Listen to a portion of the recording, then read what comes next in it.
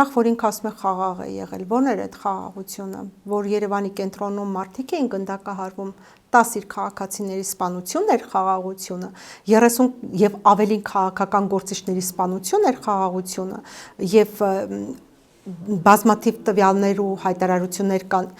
տեղեկատվություններ կան, որ շուրջ իրենց կառավարման տարիներին, այդ 20 տարիների կառավարման սահմանին զոհվել է շուրջ 2000 զինվոր։ Այսինքն այդ զինվորների մահերը իրեն համար խաղաղություն էին,